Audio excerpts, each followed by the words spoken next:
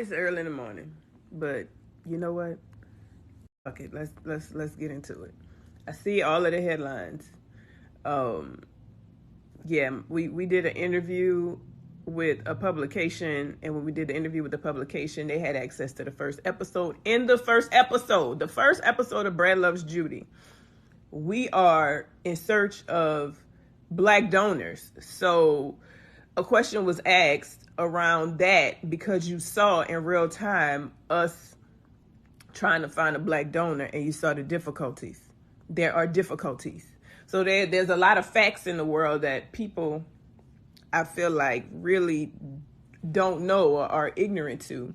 And that's that black men make up 5% or less of the sperm donation pool. And then even with that, once you put in your genetic testing, you'll be lucky to find one, if any.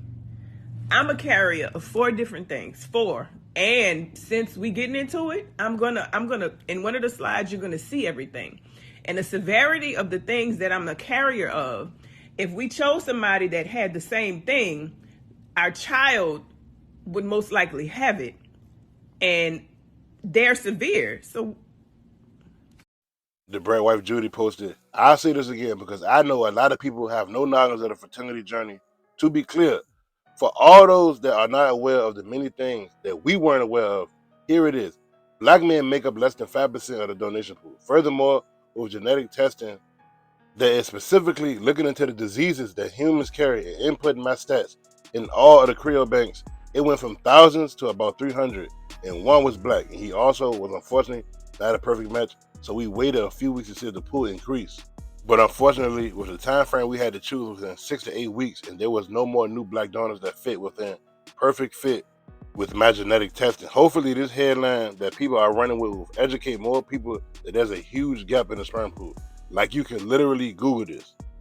Bruh, she said all that, made a video about it. The point is, this should not be our business. I get you got a reality show, but certain stuff you can leave out. You don't gotta tell people, oh, our baby gonna be mixed because we had a whole bunch of black donors, but then we put our genetic stuff with theirs, and we didn't want our baby to get no disease, no high blood pressure, etc. So it was one black person, and the Brat said a nigga looking like Jiminy Cricket. It said a nigga was too ugly, so they had to go with a white man, because white men donate way more than black people. Bruh, this ain't got nothing to do with us.